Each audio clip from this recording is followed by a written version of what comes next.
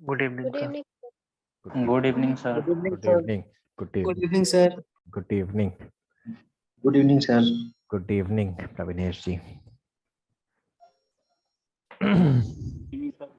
Good evening. Good evening good evening Pawan ji. कुछ improvement पवन जी? जी sir, बढ़िया है सर। झंझनाहट? हाँ सर, अब राहत है, आज राहत काफी है? राहत है। चलिए अच्छी बात है ये तो। पैर का क्या पोजीशन जी, है आपका? पैर का सर अभी बंधा है। प्लास्टर होगा ना? प्लास्टर है सर। अच्छा अच्छा। रुचि जी आपकी जी तबीयत सर। कैसी है अब? सर मैं कल ऑफिस में खड़े खड़े गिर गई थी तो एल्बो में चोट आ गई तो उससे स्वेलिंग है अभी। तो तो इस जब वजह से कुछ तबीयत नहीं सही है तो ऑफिस जाने को किसने बोला आपसे? हाँ, मेडिकल सर लीजिए वो ना। ये सर मेडिकल के लिए किया था सर, तो रिलायंस वालों की ऑडिट थी हम्म तो मजबूरी हो गई फिर जाना। हम्म और पता नहीं चला वो जॉइंट सर पेन ज्यादा था, हम्म सपोर्ट नहीं किया नीज ने, और जैसे ही चेयर से खड़े हुए और खड़े खड़े गिर गए तो एल्बो में से स्वेलिंग हो गई है, तो इसलिए सर अभी मेंस वाली सर एंडरसन राइटिंग भी नहीं कर पाए हैं, सॉरी कोई सर। बात नहीं, कोई बात नहीं। तबीयत पहले है, बाकी चीजें बाद में है। और मुझे जी सर। बताइए, चोट ज्यादा तो नहीं लगी? सर वो एल्बो में है सर, शोल्डर में आ गई है सर, तो मतलब अभी पेन सर अभी भी है, तो वही डॉक्टर ने बोला है कि कल एक्सरे कराने के लिए। हाँ। लग तो नहीं रहा है कि कुछ है, बट उन्होंने कहा नहीं, शायद फिर भी एयरलाइन ना कराना हो। सही रहेगा क्योंकि कभी कभार वैसे कुछ होगा नहीं, है ना? कुछ दिक्कत नहीं, जी फिर जी भी एक सर। बार करा लीजिएगा। जी सर। हाँ। चलिए फिर आगे बढ़े, नंदिनी जी, बढ़े आगे। Yes sir. हाँ। प्राइम मिनिस्टर, इसके बारे में बात कर चुके हैं पहले, थोड़ा सा बात किया है, किसी चैप्टर में किया था, जब हम लोगों ने बात कहा था कि फर्स्ट अमंग द इक्वल्स, है ना? याद है ऐसा कुछ हुआ था? Yes sir. पार्लियामेंट्री और प्रेसिडेंशियल फॉर्म ऑफ गवर्नमेंट पढ़ रहे थे तब हम लोगों ने इस बारे में बात की थी कि ये फर्स्ट अमंग द इक्वल्स कहा जाता है। खैर, तब की बात थी, आज हम लोग फिर से पढ़ रहे हैं, फिर से देखेंगे। हम लोग यहाँ पर बेसिकली क्या करेंगे, पढ़ेंगे तो प्राइम मिनिस्टर, लेकिन साथ साथ काउंसिल ऑफ मिनिस्टर को भी थोड़ा बहुत साथ साथ जो भी कंटेक्स्ट आएगा देखते हुए चलेंगे। ठीक? ठीक रहेगा ना? Yes. Prime yes minister, sir. हाँ जी, प्राइम मिनिस्टर के बारे में हम लोगों के पास जो सबसे पहला आर्टिकल आता है वो आता है आर्टिकल 74। याद है आप लोगों को? आर्टिकल 74 का क्लॉज 1 हमसे क्या कह रहा था? आर्टिकल 74 का क्लॉज 1 हमसे कह रहा था कि there shall be a council of ministers, there shall be a council of ministers with the prime minister at the head. Good evening sir. Good evening, Arvind ji. To aid and advise the president. मतलब article 74(1) कह रहा है कि एक council of minister होगी, यानी कि council of minister का मतलब हो गया, कौन होगा? मंत्री परिषद। परिषद। परिषद। परिषद ही होता है ना, मंडल तो नहीं होता। मंत्रिमंडल कैबिनेट को मंत्री बोलते परिषद। हैं। यस सर, मंत्री परिषद ही होगा। हाँ, यानी कि एक मंत्री परिषद होगी। मंत्री परिषद का हेड कौन होगा, यानी कि इसका प्रमुख कौन होगा? प्राइम मिनिस्टर होगा। और इसका काम क्या होगा? राष्ट्रपति की सहायता करना और राष्ट्रपति को सलाह देना। बंद कर दे यार, बहुत तेज आवाज आ रही थी। 74(1) में सॉरी है। सर। हाँ, कोई बात नहीं। 74(1) में है कि फिर से मैं बता देता हूं कि एक काउंसिल ऑफ मिनिस्टर यानी कि मंत्री परिषद होगी, जिसका प्रमुख कौन होगा? प्रधानमंत्री होगा, और जिसका काम होगा राष्ट्रपति को सलाह और सहायता देना। यहां तक तो कोई समस्या नहीं? No sir. No. समस्या इसके बाद शुरू हुई। समस्या इसके बाद शुरू हुई और जब हमारे पास किया गया 42वां संविधान संशोधन। 42वां संविधान संशोधन कब हुआ था? 1976 में। और समस्या इसके बाद के लाइन से आती है जो कि 42वें संविधान संशोधन से आई, जो कह रहा है कि who shall in the exercise of his functions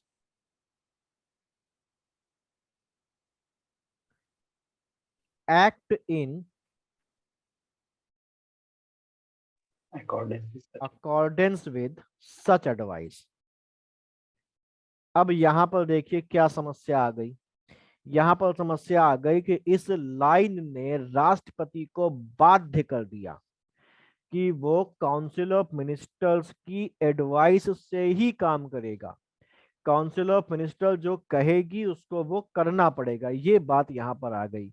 यानी कि 42nd कॉन्स्टिट्यूशनल अमेंडमेंट एक्ट के द्वारा काउंसिल ऑफ मिनिस्टर्स यानी कि मंत्री परिषद की सलाह को राष्ट्रपति के लिए बाध्यकारी कर दिया गया। इस बात से आप असहमत तो नहीं है कि जो ये हम लोगों ने आर्टिकल देखा है इसका मतलब कुछ और निकल रहा है, मैं कुछ और बता रहा हूं। यही तो निकल रहा है कि there shall be a council of minister with the prime minister at the head to act aid and advise to the president, जो अपने फंक्शंस को एक्सरसाइज करेगा in accordance with such advice, इस एडवाइस के हिसाब से। यानी कि सवाल अक्सर आता है कि कौन से संविधान संशोधन के द्वारा मंत्री परिषद की सलाह को राष्ट्रपति के लिए बाध्यकारी कर दिया गया, तो जवाब है यही 42nd कॉन्स्टिट्यूशनल अमेंडमेंट एक्ट 1976। इस बारे में हम लोगों ने बात की थी राष्ट्रपति वाला चैप्टर पढ़ते समय। इसी में आगे एक और, अब देखिए ये 42nd अमेंडमेंट एक्ट आया है 1976 को, जब इमरजेंसी का समय था और इंदिरा गांधी की सरकार थी, और इंदिरा गांधी की सरकार की किसी भी बात के विरुद्ध राष्ट्रपति ना जाए और जो इंदिरा गांधी कहे वही राष्ट्रपति को मानना पड़े, इसलिए ये संविधान संशोधन करके काम किया गया था और उसको बाध्यकारी बना दिया गया था। यानी कि एक तो वो पहले से ही रबर स्टैंप है, पहले से ही कठपुतली है, उसको और ज्यादा कठपुतली बना दिया गया और बिल्कुल गुलाम बना दिया गया काउंसिल ऑफ मिनिस्टर्स का। लेकिन जब इमरजेंसी खत्म होती है, इंदिरा गांधी चुनाव हारती हैं और एक नई सरकार बनती है किसकी? जनता पार्टी की, और और प्रधानमंत्री बनते हैं मोरारजी देसाई। तो इन सभी तुगलकी फरमानों को जो इंदिरा गांधी ने एक तानाशाही जैसी व्यवस्था बनाने के लिए किया था, उन सभी तुगलकी फरमानों को रद्द कर दिया जाता है, बदल दिया जाता है मोरारजी देसाई की सरकार के द्वारा, और वो 44th कॉन्स्टिट्यूशनल अमेंडमेंट एक्ट लाते हैं 1978 में। और 44th कॉन्स्टिट्यूशनल अमेंडमेंट एक्ट को लाने के बाद ये जो व्यवस्था है इसमें थोड़ा सा बदलाव किया जाता है और यहाँ पर एक प्रोविजन जोड़ा जाता है जो ये कहता है कि राष्ट्रपति काउंसिल ऑफ मिनिस्टर को उसकी सलाह पर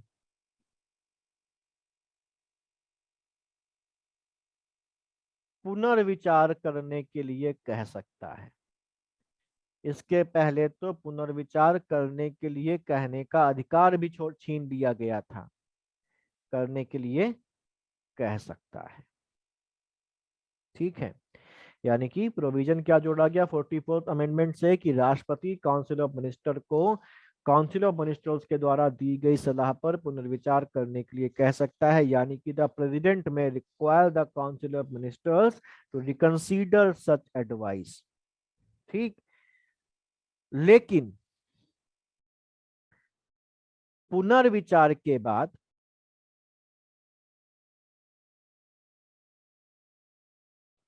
जो भी सलाह आएगी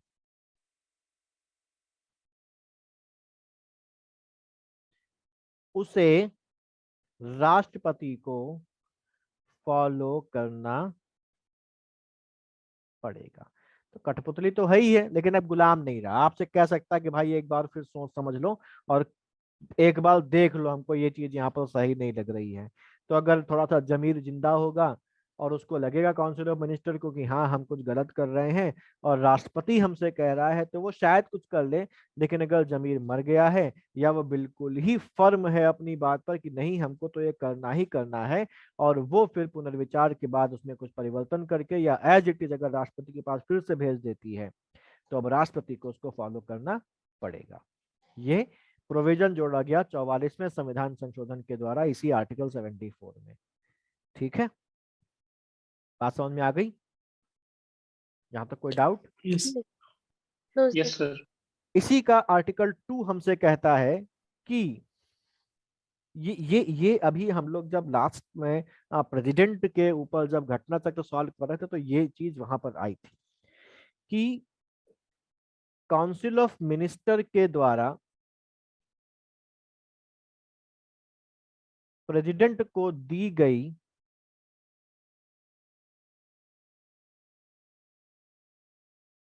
किसी भी सलाह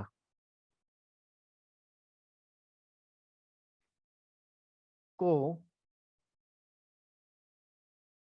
किसी भी कोर्ट के द्वारा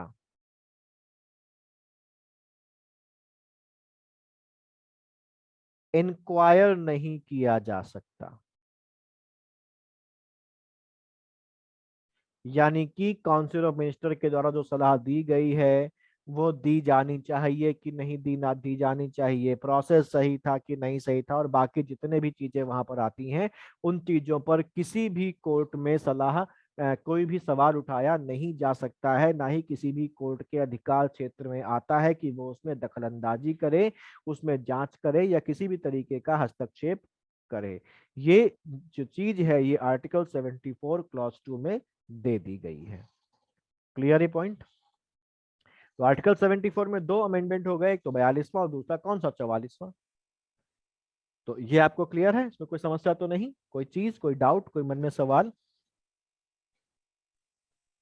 सर तो सेकंड पॉइंट में सर जुडिशियल रिव्यू की जो पावर है वो कर्टेल नहीं होगी?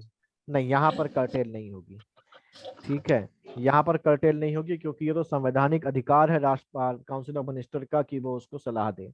हाँ, अगर कोई ऐसी बात आ जाती है कि उसके द्वारा की दी गई जो सलाह है वो अवैध है, ठीक है, उससे कुछ कॉन्स्टिट्यूशन का वायलेशन हो रहा है, तो फिर वो एक अलग बात हो जाती है। लेकिन यहाँ पर सिंपल सी देखिए, एक चीज आप ध्यान रखिए, एग्जीक्यूटिव और जुडिशरी में अंतर है। अगर यहाँ पर हम कह देंगे तो फिर एग्जीक्यूटिव और जुडिशरी में आपस में कलह नहीं होगी कि हर जगह जुडिशरी घुसी चली जा रही है जी सर। है ना। तो जुडिशरी और जो एग्जीक्यूटिव है उसमें सेपरेशन रहे, इसलिए ये प्रोविजन यहाँ पर डाला गया है। अदरवाइज ये ना डाला जाता तो हर चीज में जो सुप्रीम कोर्ट है, जो हाई कोर्ट है और जो कोई भी कोर्ट है वो अपनी नाक जरूर घुसेड़ता, तो स्वतंत्रता से सरकार काम कर पाती? नहीं कर पाती, नहीं कर पाते। है ना। ठीक है, और बाद में अगर वो सलाह लागू होने के बाद कोई उसका एडवर्स इफेक्ट होता है तो याचिकाओं का दरवाजा खुला हुआ है, आप सरकार के द्वारा किए गए कामों पर याचिका डाल सकते हैं, लेकिन सलाह को आप चैलेंज नहीं कर सकते हैं कि इसने ऐसी सलाह क्यों दे दी। ठीक है अतुल जी, जी सर। सेटिस्फाइड? सेकंड अमेंडमेंट में सर क्या ऐड हुआ है सर? 44th अमेंडमेंट की बात कर रहे हैं ना? नहीं सर, 42nd वाला जो है। 42nd वाले में हमारे पास ये जो है ना सेकंड वाला पार्ट, कि जो राष्ट्रपति की सलाह को उसके लिए कम वो कर दिया गया ना, कि बाध्य कर दिया गया कि राष्ट्रपति को काउंसिल ऑफ मिनिस्टर की सलाह माननी ही पड़ेगी और उसको पुनर्विचार के लिए भी नहीं भेज सकता है। ये चीज यहाँ पर डाली गई है 42nd कॉन्स्टिट्यूशनल अमेंडमेंट एक्ट से। ठीक है, यानी कि 74 के क्लॉज 1 में अमेंडमेंट किया गया था। जी सर, थैंक यू। और 44 से ये प्रोविजन डाला गया, दूसरा वाला जो हम लोगों ने अभी देखा। आगे बढ़े। जैसा कि हम जी लोग सर। जानते हैं कि जो राष्ट्रपति है वो हमारे पास सेंटर हेड ऑफ स्टेट है, जो प्रधानमंत्री है वो हेड ऑफ गवर्नमेंट है, जो राष्ट्रपति है वो नॉमिनल हेड है, जो प्रधानमंत्री है वो एक्चुअल और रियल हेड है। तो इन सब बातों को दोबारा से दोहराने की कोई जरूरत तो है नहीं, इसलिए हम लोग अब सीधे आगे बढ़ते हैं और आगे बढ़ के हम लोग देखते हैं आर्टिकल 75। आर्टिकल 75 एक बड़ा आर्टिकल है और इसमें काउंसिल ऑफ मिनिस्टर से संबंधित कुछ चीजें भी हमारे पास आ जाएंगी, उनको भी हम लोग कवर करते हुए चलेंगे। आर्टिकल 75 जो है बेसिकली काउंसिल ऑफ मिनिस्टर्स के बारे में बात करता है और आर्टिकल 75 का जो क्लॉज 1 है वो ये कहता है, बेसिकली क्लॉज 1 जो है वो प्रधानमंत्री की नियुक्ति से संबंधित है। तो प्रधानमंत्री की नियुक्ति जो होती है वो आर्टिकल 75 क्लॉज 1 से होती है। पीएम की नियुक्ति यहां पर हो रही है और ये कह रहा है कि the prime minister shall be appointed by the president and the other ministers shall be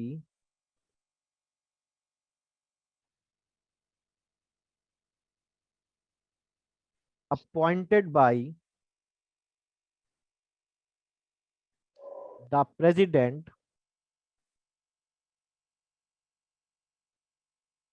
on the advice of the minister. PM। इसके दो भाग, पहला भाग यहां से यहां तक, दूसरा भाग यहां से यहां तक। 75 क्लॉज 1 में पहला भाग क्या कह रहा है कि प्राइम मिनिस्टर की जो नियुक्ति है वो किसके द्वारा की जाएगी, राष्ट्रपति के द्वारा की जाएगी, यानी कि प्रधानमंत्री की नियुक्ति राष्ट्रपति करेगा। और दूसरा भाग कह रहा है कि जो दूसरे मंत्री हैं, अदर मिनिस्टर जो हैं, जो दूसरे मंत्री हैं, उनकी नियुक्ति भी किसके द्वारा की जाएगी, राष्ट्रपति के द्वारा की जाएगी, लेकिन प्रधानमंत्री की सलाह पर। ठीक, पूरा अगर हम लोग इसको पढ़ें एक बार में तो हम इसको इस तरीके से पढ़ सकते हैं कि प्रधानमंत्री की नियुक्ति राष्ट्रपति के द्वारा की जाएगी और दूसरे मंत्रियों की नियुक्ति प्रधानमंत्री की सलाह पर राष्ट्रपति के द्वारा की जाएगी। ठीक, यानी कि कौन मंत्री बनेगा कौन मंत्री नहीं बनेगा ये कौन डिसाइड करेगा, पीएम प्रधानमंत्री। करेगा। लेकिन क्या राष्ट्रपति अपनी मर्जी से किसी भी व्यक्ति को प्रधानमंत्री के पद पर नियुक्त कर सकता है? नहीं कर सकता। नहीं जनरली सर। वो दल जिसका लोकसभा में बहुमत, ध्यान रखें, वो दल जिसका लोकसभा में बहुमत होता है, लोकसभा में बहुमत वाले दल के नेता को, लोकसभा में बहुमत वाले दल के नेता को राष्ट्रपति के द्वारा प्रधानमंत्री बनाया जाता है या प्रधानमंत्री के रूप में नियुक्त किया जाता है। नेता का मतलब पार्टी का नेता नहीं, नेता का मतलब संसदीय दल का नेता, कि एक पार्टी के जितने सांसद चुन के आएंगे वो सांसद अपने बीच से एक व्यक्ति को चुनेंगे और कहेंगे ये व्यक्ति हमारे संसदीय दल का नेता है, और फिर वो जो उस बहुमत प्राप्त पार्टी के संसदीय दल का नेता होगा, उस नेता को जो राष्ट्रपति होगा वो मुख्य प्रधानमंत्री के पद पर नियुक्त करेगा। ठीक, लेकिन कभी कभार ऐसा भी होता है और बहुत सालों तक हमारे देश ने ऐसा देखा भी है कि कोई भी दल ऐसा नहीं रहा जिसने बहुमत प्राप्त किया हो। तो ऐसे केस में हम देखते हैं कि जो लार्जेस्ट पार्टी है, जो सबसे बड़ी पार्टी है, जिसने सबसे ज्यादा सांसद जीत के आए हैं, भले ही उसके पास बहुमत ना आया हो या जो कोई गठबंधन बन गया हो, तो उस गठबंधन के नेता को बुलाकर जो राष्ट्रपति है वो प्रधानमंत्री के पद पर नियुक्त करता है। लेकिन इस दूसरे केस में राष्ट्रपति उससे ये भी कहता है कि आपको एक निश्चित सीमा के अंदर, एक निश्चित समय सीमा के अंदर लोकसभा में अपने बहुमत को साबित करना होगा। ठीक है, क्लियर? यस जी और सर। ये जो दूसरा वाला पावर है ना, कि जब किसी भी दल को बहुमत नहीं मिलता है तो सबसे बड़े दल को बुलाना या गठबंधन को बुलाना और सरकार बनाने के लिए आमंत्रित करना, ये राष्ट्रपति की विवेकाधीन शक्ति है, उसके डिस्क्रिशन पर है। ठीक है, डिस्क्रिशन पर है कि वो उसको बुलाएगा और फिर उसको लोकसभा में अपना बहुमत साबित करने के लिए कहेगा। और सामान्यतः या इस बहुमत साबित करने की जो समय सीमा होती है वो 1 महीने की होती है। ये बात आपको समझ में आ गई? इसको लिख लेंगे ना कि मैं लिखवाऊं इसको? सर लिख लिया। हाँ, लिख लिए सर। ठीक है। दूसरा केस हमारे पास ये हो जाता है कि अगर कोई प्रधानमंत्री अपने पद पर रहते हुए मर जाता है, अगर कोई प्रधानमंत्री अपने पद पर रहते हुए मर जाता है और उसका कोई भी उत्तराधिकारी नहीं होता। अब देखिए, फॉर एग्जाम्पल मान लिया अच्छा, हमारे यहाँ कितने प्रधानमंत्री अपने पद पर रहते हुए मरे हैं, नाम बताइए। सर लाल बहादुर शास्त्री, इंदिरा गांधी, इंदिरा गांधी। और आपकी एक और है मोरारजी शायद। जवाहरलाल नेहरू, राजीव गांधी। राजीव गांधी नहीं थे। राजीव गांधी कहाँ थे? राजीव गांधी चुनाव प्रचार कर रहे थे, यस सर। है ना? क्या हुई थी? ठीक है, तो अच्छा, इसके पहले बेसिकली क्या होता है कि मान लिया एक प्रधानमंत्री है, मान लिया हमने कहा कि ए एक प्रधानमंत्री है और प्रधानमंत्री की अपने पद पर रहते हुए मौत हो गई। अब प्रधानमंत्री मर गया, वैक्यूम क्रिएट हो गया, तो जो संसदीय दल है वो तुरंत क्या करेगा, अपने बीच में से एक नेता चुन लेगा।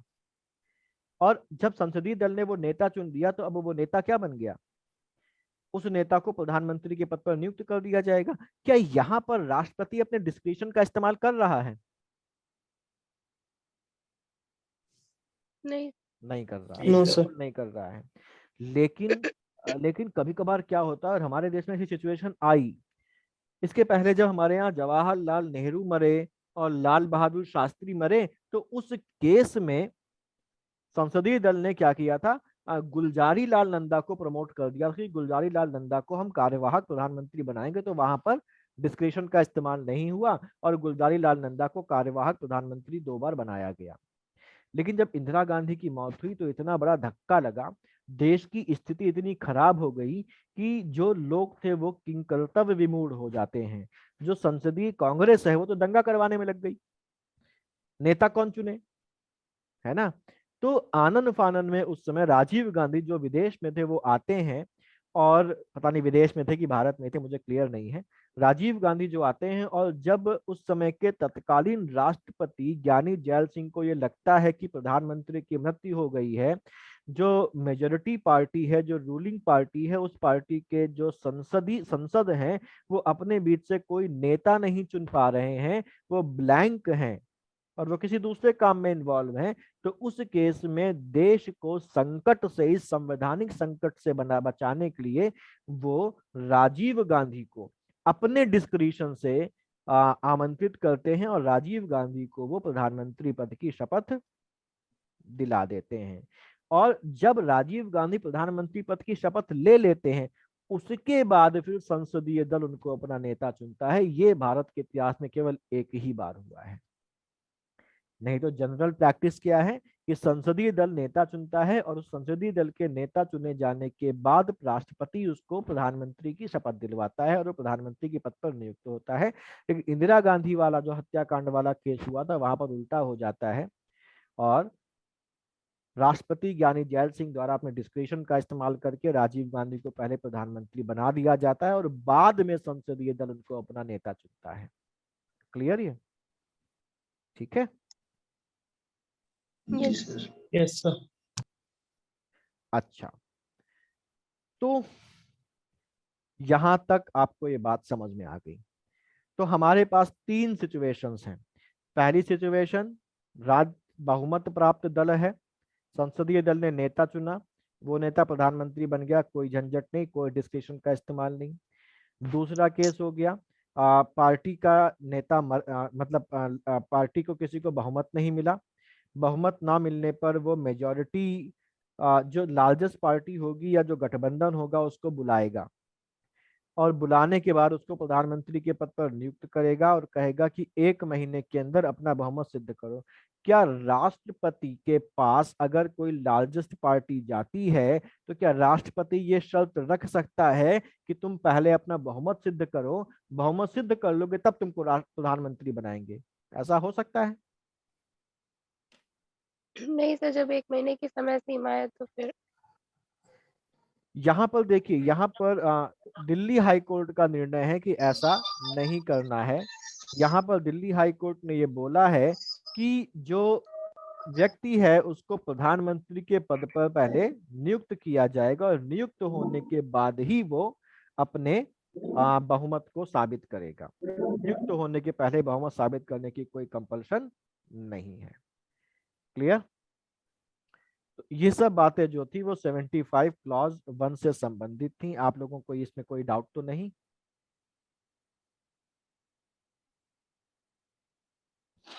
No sir. अब 75 हम लोगों ने शुरू किया है तो देख भी लेते हैं, बाकी भी चीजें इसी से संबंधित है, काउंसिल ऑफ मिनिस्टर्स से ही संबंधित है। अगला क्लॉज है इसका क्लॉज 1A। क्लॉज 1A जो है वो हमारे, क्योंकि देखिए ए लगा है, ए का मतलब क्या है कि संविधान में शुरुआत से था, है ना? नहीं सर, संशोधन करके लेगा। नहीं, हाँ, संशोधन के बाद है। तो ये डाला गया है 91st 91st constitutional amendment act 2003 से। और इसमें कहा गया है, मैं हिंदी में सरल भाषा में लिख दे रहा हूं कि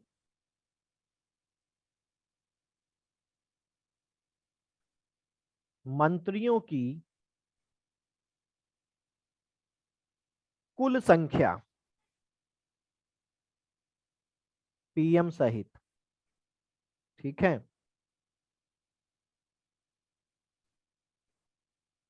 यानी कि काउंसिल ऑफ मिनिस्टर्स, लोकसभा की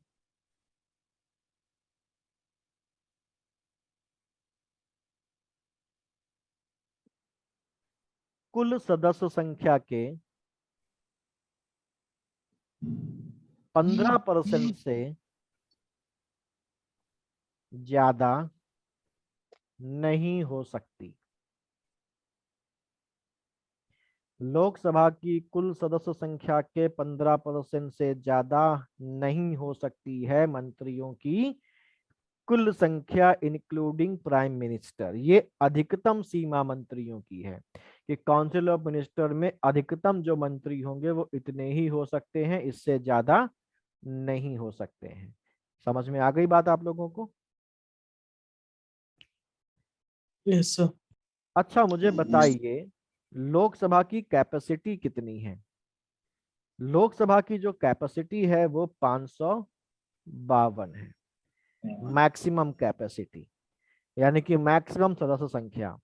इस 552 में 530 होंगे राज्यों से अधिकतम, 20 होंगे यूनियन टेरिटरी से अधिकतम, और 2 होंगे हमारे एंग्लो इंडियन। लेकिन ये वाली चीज तो अब खत्म हो गई, लेकिन फिर भी अभी लिखी हुई है तो हम अभी मानेंगे 552, लेकिन ये याद रखेंगे कि ये अब बदल के कितना हो गया है, ठीक है ना? 552 से 550 कैसे, इसमें कोई समस्या तो नहीं? No sir. ठीक, तो ये तो मैक्सिमम कैपेसिटी है। अब हमारी संसद की या लोकसभा की एक्चुअल कैपेसिटी, एक्चुअल सदस्य संख्या कितनी है? तो एक्चुअल सदस्य संख्या जो है वो है बेसिकली, अगर हम लोग देखें तो जो किताबों में आपको लिखा मिलेगा मैं वो आपको बता रहा हूँ। किताबों में कहा गया है कि स्टेट से चुन के आ रहे हैं 530, यूनियन टेरिटरीज से चुन के आ रहे हैं 13, और एंग्लो इंडियन आ रहे हैं 2। तो कुल कितने हो गए? ये कितने हैं? 545। लेकिन अगर मैं अभी अभी कौन सी लोकसभा चल रही है? 17वीं ये जो चीज थी ये 16वीं लोकसभा तक सही थी, लेकिन 17वीं लोकसभा में परिस्थितियां बदल गई हैं। आप क्या अंदाजा लगा सकते हैं कि परिस्थिति क्यों बदली? एंग्लो इंडियन वाला रिजर्वेशन। मैं आपको सर बताता हूँ 104 में मैं आपको बताता हूँ कि अभी तक स्टेट से 530 चुन के आते थे, अब स्टेट से चुन के आ रहे हैं 524, यूनियन टेरिटरीज से चुन के आ रहे हैं 19, और एंग्लो इंडियन हो गया है खत्म। आप इसको देख लीजिए। अब ये 530 से 524 कैसे हो गया? जम्मू कश्मीर जब राज्य था तो जम्मू कश्मीर से चुन के आते थे 6, इंक्लूडिंग एक लद्दाख से।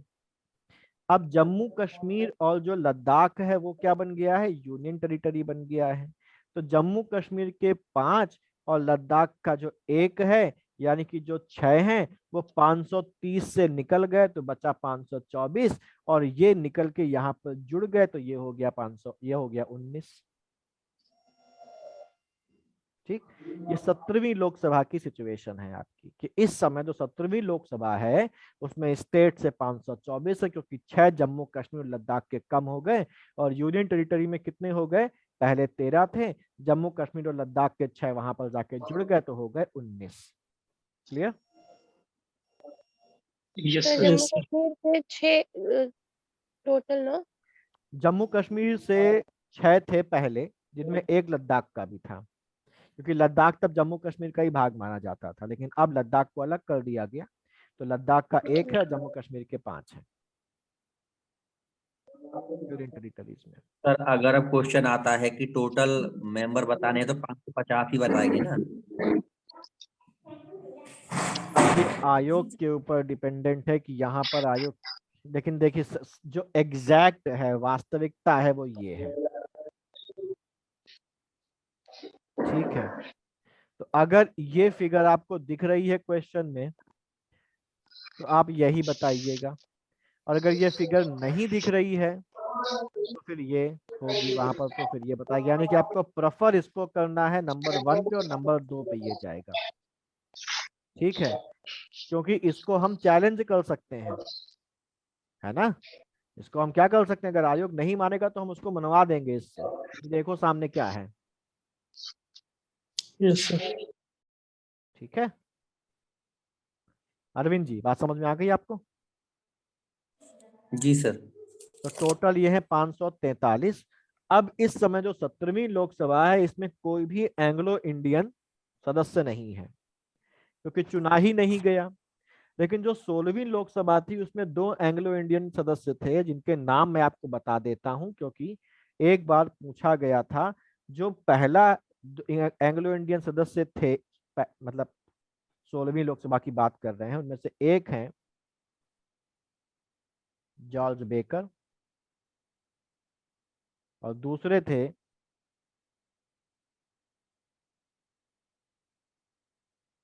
रिचर्ड हे। ठीक है, 16वीं लोकसभा में थे, यानी कि हम बोल सकते हैं कि अंतिम एंग्लो इंडियन सदस्य यही दोनों थे, और अब 17वीं लोकसभा में कोई नहीं है।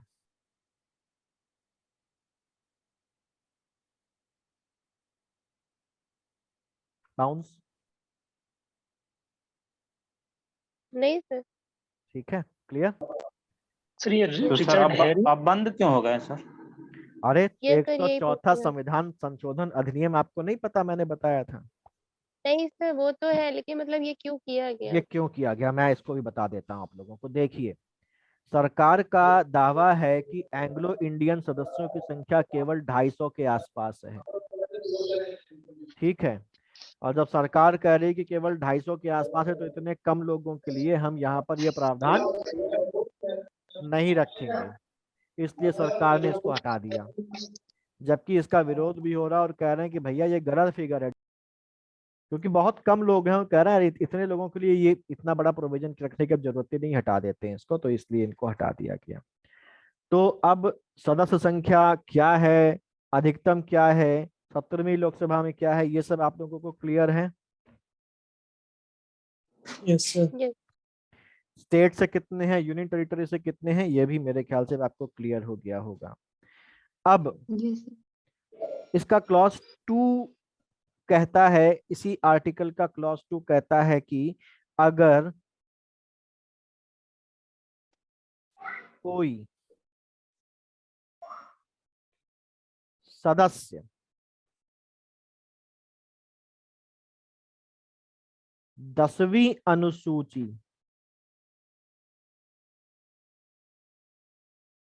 के दायरे में आ रहा है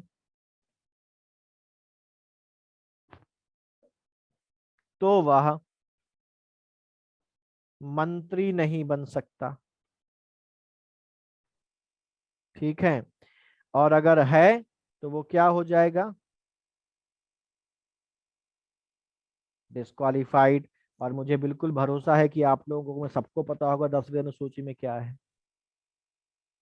यस दल सर। बदल। डिफेक्शन। दल बदल, यानी कि डिफेक्शन, है ना। जी सर। ठीक है, तो ये क्लॉज 2 था इसका। क्लॉज 3 कहता है एक बहुत कॉमन सी चीज जो हम सबको पता है। किसका क्लॉज 3? आर्टिकल 75 का क्लॉज 3 कहता है कि जो मिनिस्टर्स होंगे शैल बी, सॉरी एक सेकंड एक गलती हो गई मुझसे। ये क्लॉज 2 नहीं है, ये क्लॉज 1B है। सर 1B है। हाँ, ये क्लॉज 1B है। जो डिफेक्शन वाला है ना वो क्लॉज 1B है।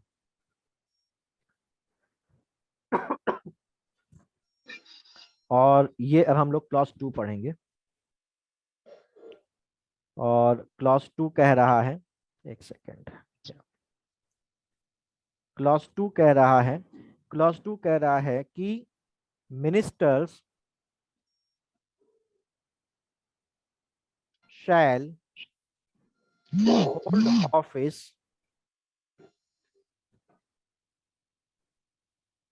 during the pleasure of president। Gautam ji इसका मतलब मुझे बताइए।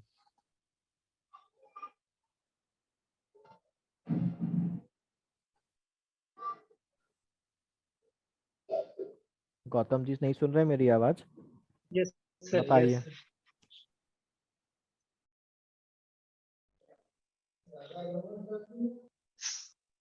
सर, पता नहीं चल रही। जो लिखा है वो समझ में नहीं आ रहा क्या? मैं बोल देता हूँ yes sir. Minister shall hold office during the pleasure of president. इसकी हिंदी हुई कि जो मंत्री होंगे, प्रसाद पर्यंत। हाँ, वो राष्ट्रपति के प्रसाद पर्यंत अपने पद पर रहेंगे। यानी कि एक व्यक्ति तब तक मंत्री रहेगा जब तक राष्ट्रपति उसको चाहेगा। जिस दिन राष्ट्रपति उसको चाहेगा उसको उसके मंत्री पद से क्या कर देगा, हटा देगा। ये वाली बात आपको सबको समझ में आ गई? Yes sir. लेकिन मुझे ये बताइए कि ये जो बात है ये सच है कि झूठ है? सर वो Yes, sir, नियुक्ति सही तो है। प्रधानमंत्री की सलाह से करता है ना। Council of ministers he recommend अगर हम करेंगे इन द लीडर्स ऑफ। हाँ, अगर हम टेक्निकली देखें तो ये सरासर झूठ लिखा है। Yes sir. यहाँ पर Yes. शब्द होना चाहिए prime minister. Prime Yes, minister sir. की एडवाइस पर बनेगा और प्राइम मिनिस्टर की एडवाइस पर हटेगा। प्राइम मिनिस्टर प्रेसिडेंट को जब कहेगा कि इस व्यक्ति को पद से हटा दीजिए मंत्री, तो प्रेसिडेंट हटा देगा। ठीक है, लेकिन क्योंकि हम लोगों ने पढ़ा है ना एक आर्टिकल में कि सारे काम किसके नाम से किए जाते हैं, प्रेसिडेंट। काउंसिल इसलिए ऑफ उसका नाम यहाँ पर लिख दिया। प्रेसिडेंट के नाम। लेकिन एक्चुअली कर कौन रहा है? Prime minister. काउंसिलर। समझ रहे हैं ना? उस चीज का इम्प्लीकेशन आपको यहाँ पर दिख रहा होगा। क्या इम्प्लीकेशन है? वो इम्प्लीकेशन उस चीज का है जहां पर हम लोगों ने पढ़ा था कि सभी काम प्रेसिडेंट के नाम से किए जाएंगे। इसलिए कर कोई रहा है लेकिन नाम किसका हो रहा है? प्रेसिडेंट का हो रहा है। ठीक है, तो राष्ट्रपति। प्रेसिडेंट के प्रसाद पर्यंत मंत्री अपने पद पर रहेंगे। और ये प्रसाद कब तक बना रहेगा? जब तक प्रधानमंत्री उसको हटाने की सिफारिश राष्ट्रपति से नहीं कर देता है। यानी कि राष्ट्रपति के लिए पावर तो है, लेकिन राष्ट्रपति अपनी मन मर्जी से किसी को नहीं हटा सकता जब तक कि प्रधानमंत्री उसको एडवाइस ना करे। ठीक है। क्लॉज 3 हमसे कहता है,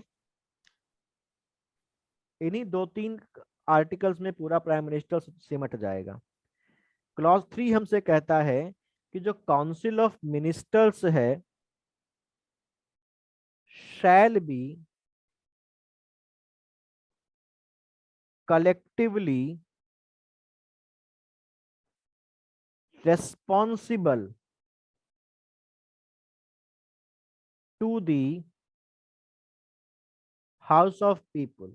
हाउस ऑफ पीपल बोलते हैं राज्यसभा को, है ना। लोकसभा और राज्यसभा को council of state. Council of state यानी कि राज्य परिषद, और इसको जनता का सदन बोलते हैं, यानी कि हम सामान्य भाषा में लोकसभा बोलेंगे। तो इसका मतलब ये हुआ कि जो काउंसिल ऑफ मिनिस्टर होगा वो कलेक्टिवली रिस्पॉन्सिबल किसके लिए है, हाउस ऑफ पीपल्स के लिए, यानी कि लोकसभा के लिए। तो अगर हम इसको ऐसे बोलें कि जो काउंसिल ऑफ मिनिस्टर है वो संसद के लिए सामूहिक रूप से उत्तरदायित्व होगी, तो ये सही है कि गलत है? सर गलत है। गलत है सर, वो लोकसभा के प्रति उत्तरदायित्व होगा। हाँ ठीक है, हाँ बिल्कुल सही है, लोकसभा के लिए उत्तरदायी है। लेकिन कभी कभार एग्जाम में सवाल आ जाता है और सीधे लोकसभा का नाम नहीं लिखता और संसद लिख देता है, तो हम बेनिफिट ऑफ डाउट देके फिर वहां पर लगा देंगे। ठीक है, क्लियर। अभी जब घटना तक करेंगे तब समझ में आ जाएगा कि कहाँ पर इसको सही करना है और कहाँ पर इसको गलत करना है। ठीक, चौथा है आर्टिकल 75 का क्लॉज 4, ये है कि मिनिस्टर जो होगा उसको पद ग्रहण के पहले पद व गोपनीयता की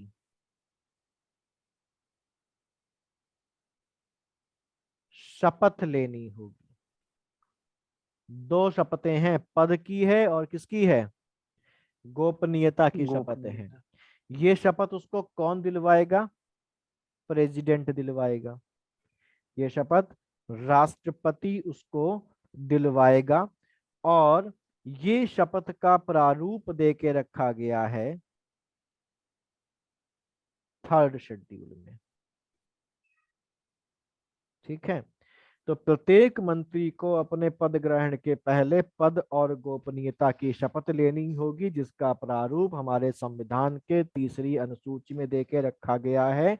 और ये शपथ उसको एडमिनिस्टर करवाएगा, उसको दिलवाएगा कौन, राष्ट्रपति, प्रेसिडेंट दिलवाएगा। ठीक है, यानी कि ओथ से संबंधित आर्टिकल है 75 क्लॉज 4। 75 क्लॉज 5 हमारे पास कहता है कि कोई भी व्यक्ति मंत्री बन सकता है,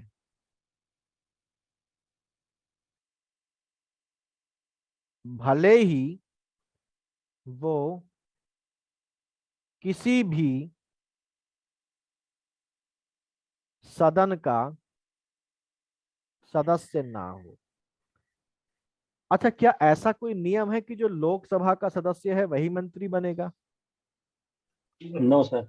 नो सर। राज्यसभा का सदस्य भी मंत्री बन सकता है ना।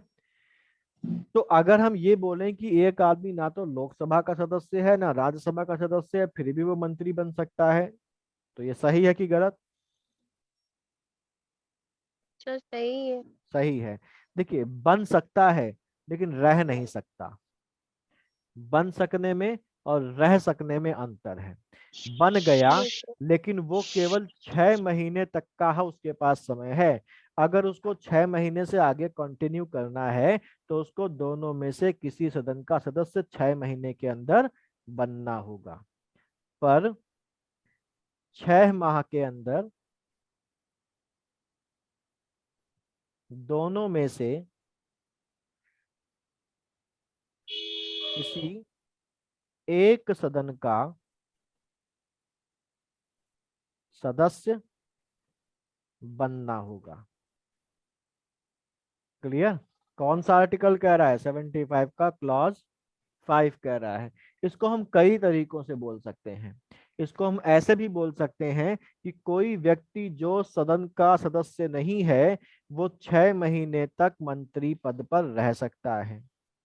हम इसको ऐसे भी बोल सकते हैं कि अगर कोई व्यक्ति मंत्री है और 6 महीने तक वो किसी भी सदन का सदस्य नहीं रहता है तो जैसे ही 6 महीने पूरे होंगे वो अपने पद से हट जाएगा ऑटोमेटिकली।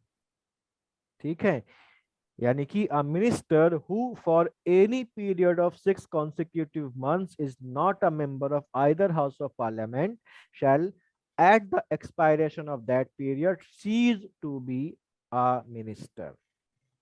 ठीक, इस पॉइंट में किसी के मन में कोई शंका? हमारे सामने बहुत से एग्जाम्पल्स हैं कि आदमी चुनाव हार जाता है लेकिन उसकी ज्ञान की वजह से या उसके जुगाड़ की वजह से या प्रधानमंत्री या बाकी लोगों के प्रिय होने की वजह से उसको मंत्री बना दिया जाता है और बाद में उसको बैकडोर से भेज दिया जाता है। कहाँ पर? राज्यसभा में। जिसका सबसे रिसेंट एग्जाम्पल है लेट अरुण जेटली जी। अरुण जेटली है ना? चुनाव हार गए थे लेकिन मंत्री बना दिया गया और बाद में बैकडोर से राज्यसभा का सदस्य भी उनको बना दिया जाता है जिससे उनका जो मंत्री पद है ये वैलिडेट हो जाता है। ठीक, आर्टिकल क्या बोल रहे हैं? विदेश मंत्री भी तो ऐसे ही अमित शाह ना? बाद में बने थे। हाँ हाँ, वो भी ऐसा ही है। तो स्टेट्स में भी यही होता है। हर जगह देखिए ये चीजें सब जगह कॉमन मिलेंगी आपको। हम यहाँ पर तो जितना शायद यहाँ पर तो देखिए यूपी ना, के अभी केशव प्रसाद मौर्य को देखिए ना। यस सर, वही केशव जी प्रसाद सर, वो मौर्य भी आ आ रहे रहे हैं। पुष्कर सिंह धामी। है? केशव प्रसाद मौर्य को देखिए, इनको तो ये तो बेइज्जती के साथ आ रहे हैं। जी सर। सिराथू से। हाँ, ये तो जाते थे तो इनको भगा दिया जाता था, जनता इनसे इतनी। अभी मैनपुरी गए हुए हैं सर, मैनपुरी में धावा बोले हैं। हाँ। सर्टिफिकेट नहीं दे रहे थे वहां पे जीतने के बाद भी। चलिए खैर, जो है वो तो है ही है। आर्टिकल 70 क्या बोल रहे हैं? जैसे सर इसमें से कोई व्यक्ति 6 महीने तक मंत्री बना और फिर वो किसी सदन का सदस्य नहीं रहा। हाँ, फिर वो पद से हट गया। फिर कुछ समय बाद वो फिर मंत्री बन सकता है? नहीं, कुछ समय बाद फिर ये मंत्री नहीं। उसे उसका प्रिय है फिर बना दिया। ये तो मजाक नहीं हो बन जाएगा ना, ये तो मजाक हो जाएगा। ऐसा करना तो फिर संविधान का मजाक सर बनाना है। सर एक केस था सर, उसमें ये कहा गया था कि मतलब बिना इलेक्ट हुए सर दोबारा फिर नहीं बनाया जा नहीं बन सकते। बिल्कुल रीअपॉइंट सही बात है, बिल्कुल सही बात है। ठीक है, ऐसे तो क्या हुआ कि 6 महीने पूरे हुए, एक दिन का गैप दे दिया, फिर से बना दिया। तो ये तो आप गलत काम कर रहे हैं। ऐसा तो नैतिकता भी नहीं कहती और ऐसा हो भी नहीं सकता। सुप्रीम कोर्ट की इस पर रूलिंग्स भी हैं, है ना? नहीं तो फिर तो सब जुगाड़ से ही चलता रहेगा हमारे देश में। अच्छा सर, इनको पेंशन तो मिलने लगती होगी ना सर? देखिए मैं आपको एक बात बताऊं, मंत्री होने पे कोई सैलरी नहीं मिलती। सैलरी जो होती है वो मेंबर ऑफ पार्लियामेंट की होती है। ठीक है, मंत्री की कोई सैलरी नहीं होती, ना मंत्री की कोई पेंशन होती है। इनको सैलरी और पेंशन वही मिलती है जो एक मेंबर ऑफ पार्लियामेंट के लिए अलॉट होती है, जो कि कहता है हमारे पास क्लॉज 6। ये कहता है कि किसी भी मिनिस्टर की जो सैलरी होगी या अलाउंसेज होंगे, अलाउंसेज यानी कि वेतन और जो भत्ते होंगे, वो कौन डिसाइड करेगा? पार्लियामेंट। पार्लियामेंट डिसाइड करेगी। पार्लियामेंट डिसाइड करेगी और उसी के हिसाब से इनको दिया जाएगा। और अगर पार्लियामेंट कुछ डिसाइड नहीं करती है तो सेकंड शेड्यूल में जो दिया गया है, सेकंड शेड्यूल के मुताबिक वो सैलरी और अलाउंसेज उनको दिए जाएंगे। और अभी हम लोग जब आगे चलेंगे तो हम लोग ये बात भी जान लेंगे कि इनको अलग से नहीं मिलता है, जो भी इनका वो होता है उसी अकॉर्डिंग मेंबर ऑफ पार्लियामेंट के रूप में सैलरी पाते हैं। ठीक है, क्लियर ये रविनेश जी? जी जी सर। ठीक है। और जैसा हम लोगों ने अभी देखा था कि लोकसभा का सदस्य होना जरूरी नहीं है, राज्यसभा के सदस्य भी बन सकते हैं, तो प्रधानमंत्री भी, क्योंकि हम लोग तो प्रधानमंत्री पढ़ रहे हैं चैप्टर, ये लोग तो बीच में आ गए, तो प्रधानमंत्री जो है वो हमारे पास लोकसभा का सदस्य भी हो सकता है और राज्यसभा का सदस्य भी हो सकता है। राज्यसभा का सदस्य होकर राष्ट्र प्रधानमंत्री के पद पर पहुंचने वाले जो लोग हैं वो हैं, एक इंदिरा गांधी, मनमोहन सिंह, दूसरे हैं हमारे देवगौड़ा, और तीसरे हैं हमारे मनमोहन सिंह जी। ठीक है, ये राज्यसभा के सदस्य थे। जो लोकसभा है इसको बोलते हैं लोअर हाउस, राज्यसभा को बोलते हैं अपर हाउस।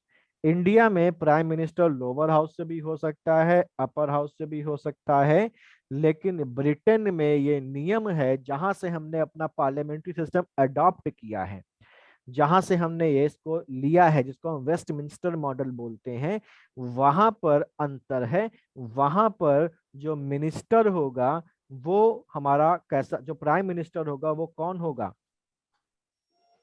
वो लोअर हाउस का ही मेंबर होना चाहिए। अपर हाउस का जो मेंबर है वो प्राइम मिनिस्टर नहीं बन सकता। ठीक है, तो हमने वहां से चीजें ली हैं, लेकिन अपने हिसाब से उसमें परिवर्तन कर लिया है, क्योंकि हम जानते हैं हमारे देश की जनता किस प्रकार की है और प्रधानमंत्री का पद कितना इंपॉर्टेंट होता है और आदमी क्या क्या कर सकता है उसके लिए। क्लियर ये? सर वो 75 का क्लॉज था ना, वेतन और भत्ते वाला? हाँ, वो क्लॉज 6 था 75 का। ठीक है, वो 75 का क्लॉज 6 था। आगे अब हम लोग यहाँ पर देख लेते हैं ओथ, टर्म और सैलरी। हम लोग ऑलरेडी देख आए हैं। तो जो ओथ है वो किस आर्टिकल में देके रखी गई है, हम लोगों ने देखा है कि जो प्राइम मिनिस्टर है उस प्राइम मिनिस्टर को शपथ ग्रहण करनी पड़ेगी, और ये बात कौन कहता है हमारा, ये बात कहता है आर्टिकल 75 का क्लॉज नंबर 4, यानी कि ओथ से संबंधित, शपथ से संबंधित है आर्टिकल 75 का क्लॉज 4, जो ये कहता है। देखिए हम लोग इसको पढ़ चुके हैं ना ऑलरेडी, तो बस जल्दी से खत्म कर दें इसको। जी सर। सर उसमें केवल मंत्रियों की बात थी ना? प्रधानमंत्री भी तो मंत्री है, वो भी तो काउंसिल मिनिस्टर का ही पार्ट है ना, है तो वो मंत्री ही ना। तो ये वो कोई अलग थोड़ी ना है, लीड कर रहा है सबको। वो बस उसका हेड हो गया एक तरीके से, है तो वही। ठीक है, तो 75 क्लॉज 4 ये कहता है कि जो प्रधानमंत्री है उसको शपथ लेनी होगी। शपथ कौन दिलाएगा, राष्ट्रपति दिलाएगा। और शपथ कौन सी होगी, पद और गोपनीयता की होगी, जो कहाँ पर देके रखी गई है, 3rd शेड्यूल में देके रखी गई है। वो भी तो यूनियन मिनिस्टर है नंदिनी जी, कंफ्यूज मत होइएगा इस बात पे कि वो कोई अलग है। नामी प्रधानमंत्री। क्या कह रहे हैं सर? नामी प्रधानमंत्री। हाँ बिल्कुल सही है। हाँ, मंत्री तो है। जो टर्म है एक तरह से कैप्टन है उन सबका। हाँ बिल्कुल, कैप्टनशिप का लीड कर रहा है। उसके हाथ में स्टीयरिंग व्हील है, कार है, कार में सब बैठे हैं, और उस कार की स्टीयरिंग व्हील जिसके हाथ में है वो प्राइम मिनिस्टर है ना। जी सर। टर्म क्या है, तो टर्म बेसिकली अगर हम बात करें तो प्रधानमंत्री का जो टर्म है वो निश्चित। सर आपकी आवाज अजीब सी हो गई। आवाज अलग हो गई, जैसे कोई और ही बोल रहा हो। हम लोगों ने देखा था आर्टिकल में, आर्टिकल 75 क्लॉज 2, उसमें क्या लिखा था कि जो मिनिस्टर्स होंगे वो राष्ट्रपति के उनका आवाज नहीं आ रही। हेलो सर, प्रसाद पर्यंत पद पर रहेंगे, राष्ट्रपति के प्रसाद पर्यंत पद पर रहेंगे। तो देखिए इस बात पर बिल्कुल ध्यान रखिएगा कि राष्ट्रपति, हम पूछें अगर कोई कि प्रधानमंत्री का कार्यकाल कितना, तो 5 साल ना बोल दीजिएगा।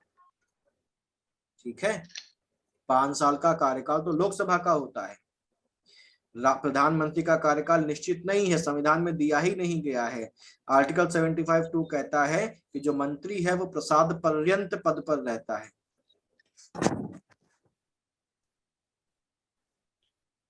मेरी आवाज आप लोगों को आ रही है? यस सर, आ रही है सर। आप लोगों की आवाज मुझे नहीं आ रही है।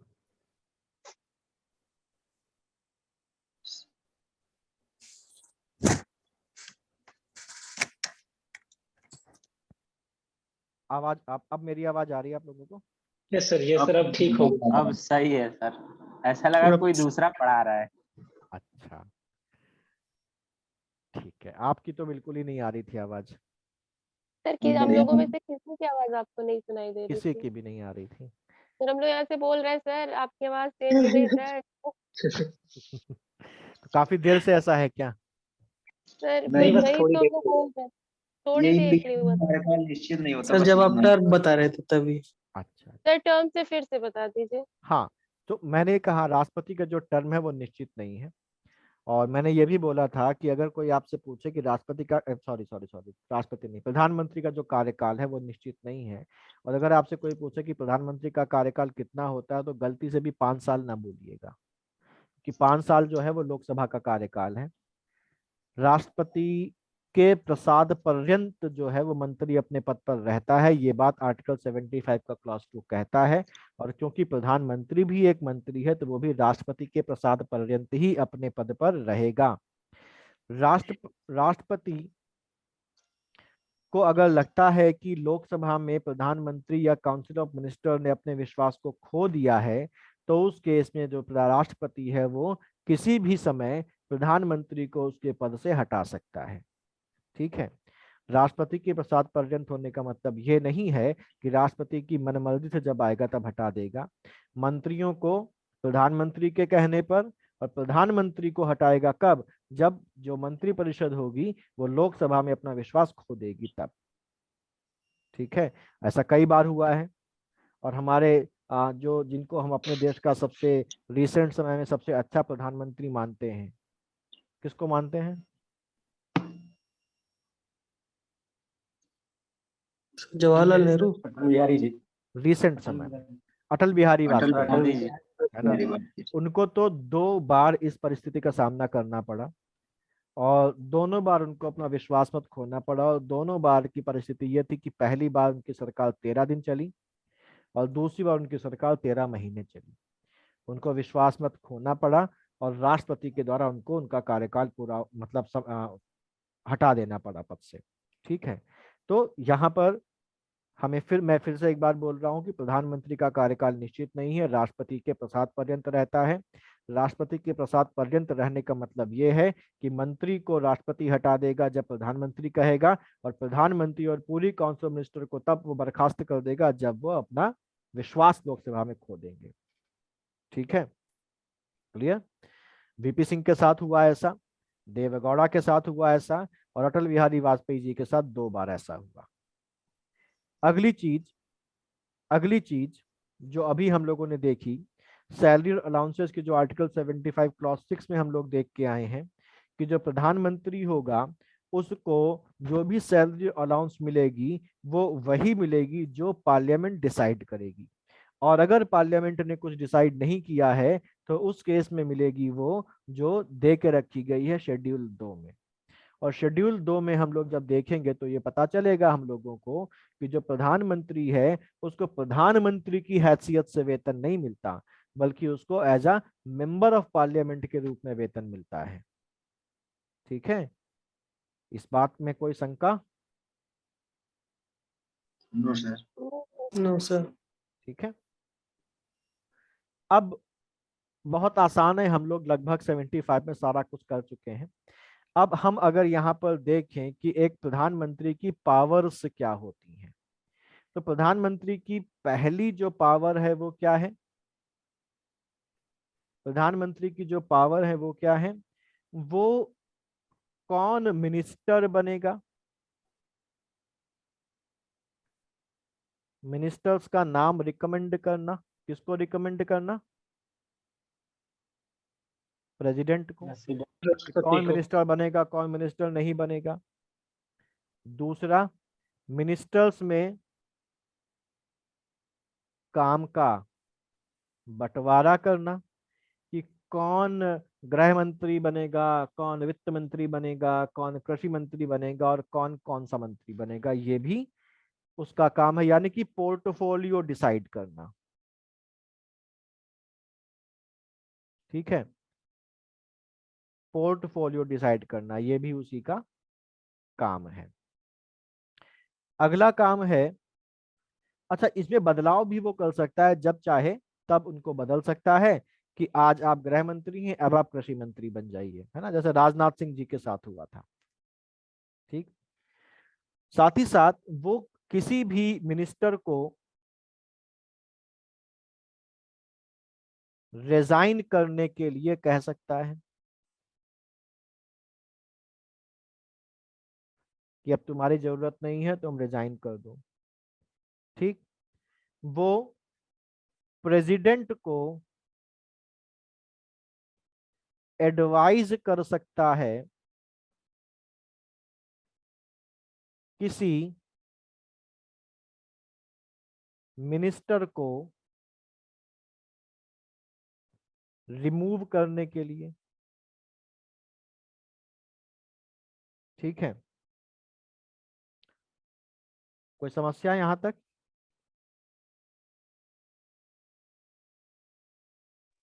सर मंत्री पद से त्याग पत्र दे देगा, सांसद तो बना रहेगा ना? सांसद बना रहेगा, बिल्कुल सांसद बना रहेगा।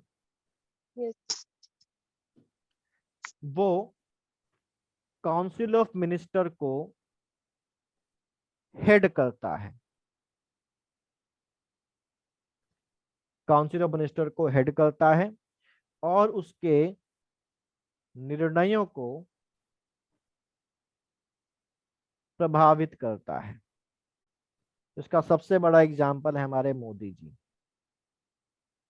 मोदी जी के काल में सबसे बड़ा जो चेंज आया है वो ये आया कि मंत्री तो सब हैं, गृह मंत्री भी है, कृषि मंत्री भी है, वित्त मंत्री भी है, लेकिन सारे काम मोदी जी खुद ही करना चाहते हैं।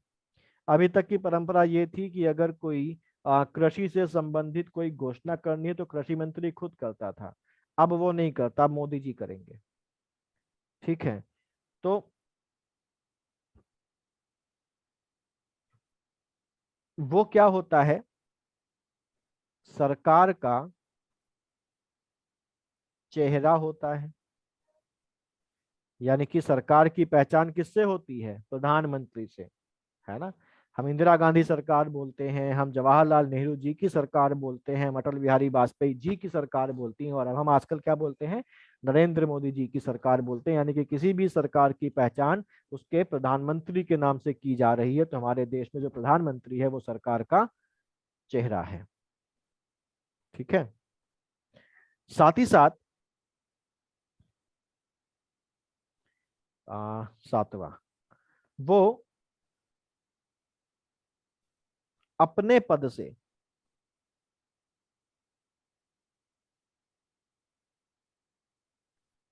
इस्तीफा देकर काउंसिल ऑफ मिनिस्टर को भंग कर सकता है। एक बात ध्यान रखिएगा, कोई मंत्री इस्तीफा दे दे तो कोई फर्क नहीं पड़ेगा, दूसरा उसकी जगह पर आ जाएगा। लेकिन अगर प्रधानमंत्री ने इस्तीफा दे दिया तो माना जाएगा पूरी काउंसिल ऑफ मिनिस्टर ने इस्तीफा दे दिया। समझ रहे हैं इस बात को ना? Yes sir. है ना, ऐसा नहीं कि प्रधानमंत्री ने इस्तीफा दे दिया तो बाकी सब बने हुए हैं, नहीं, प्रधानमंत्री लीड कर रहा है और जब लीडर इस्तीफा देगा तो मतलब सबने इस्तीफा दिया, तो पूरी काउंसिल ऑफ मिनिस्टर्स क्या हो जाएगी? भंग हो जाएगी। ठीक, क्योंकि प्रधानमंत्री लीड कर रहा है काउंसिल ऑफ मिनिस्टर्स को, तो बिना प्रधानमंत्री के काउंसिल ऑफ मिनिस्टर फंक्शन ही नहीं कर सकती। इसीलिए वहां पर एक वैक्यूम क्रिएट हो जाता है और पूरी काउंसिल ऑफ मिनिस्टर को अपने पद से हटना पड़ता है। ठीक है, यहां तक कोई समस्या तो नहीं? सर चौथे पॉइंट में क्या था, एक बार दोबारा बता दीजिए। चौथे पॉइंट में ये है कि वो प्रेसिडेंट को एडवाइस कर सकता है कि किसी भी व्यक्ति को मंत्री के पद से हटा दिया जाए, मंत्री के पद से बर्खास्त कर दिया जाए। ठीक है, वो मंत्री से बोल सकता है कि भाई रिजाइन कर दो, मंत्री रिजाइन नहीं कर रहा है तो सीधे प्रधानमंत्री राष्ट्रपति को बोल देगा कि हटा दो इसको। और क्योंकि राष्ट्रपति को यह अधिकार है कि उसके प्रसाद पर्यंत रहेगा, तो प्रधानमंत्री के कहने पर वो उस व्यक्ति को मंत्री के पद से क्या कर देगा, रिमूव कर देगा। ठीक,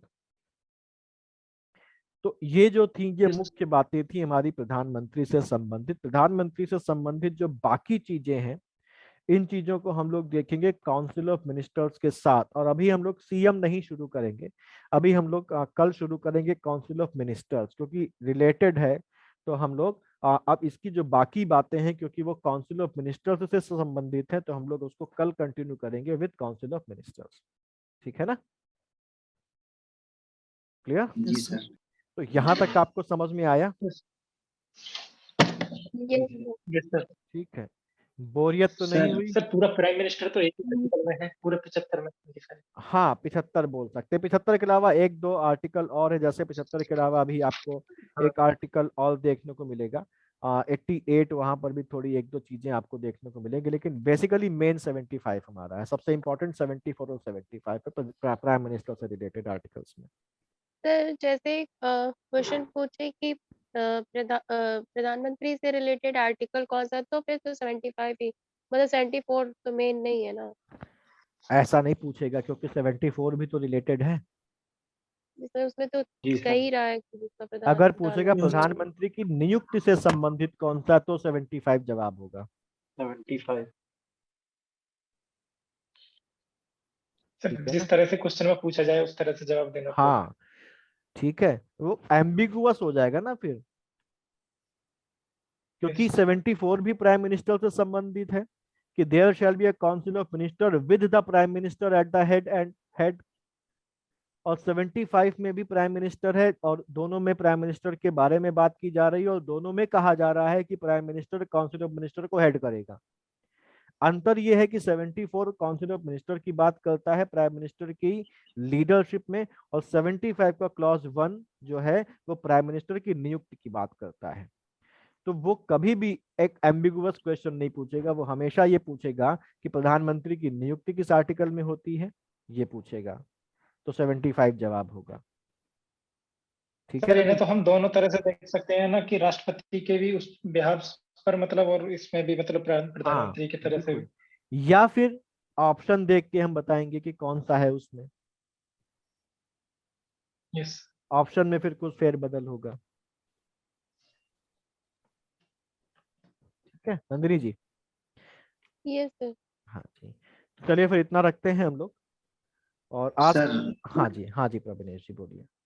सर जैसे 91 जो अमेंडमेंट 2003 में हुआ था, तो इसमें से जो पीएम से लोकसभा की जो मंत्रियों की संख्या होगी 15% से ज्यादा नहीं होगी। हाँ ठीक है सर, लेकिन इसमें कोई कम का रेशियो है क्या सर?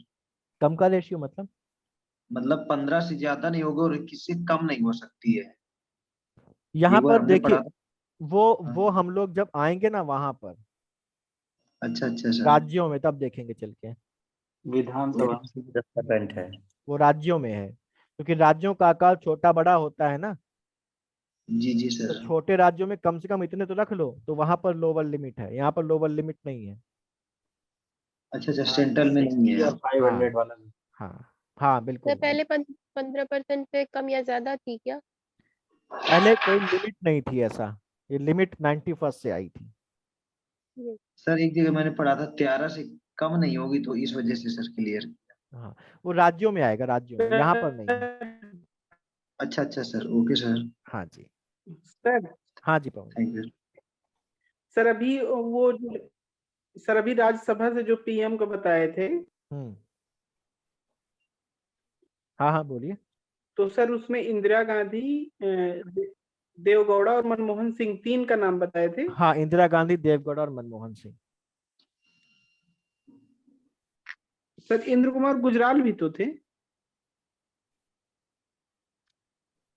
कुमार गुजराल का मुझे कंफर्म नहीं, इसलिए मैंने नहीं बोला, हो सकता है हो, है ना।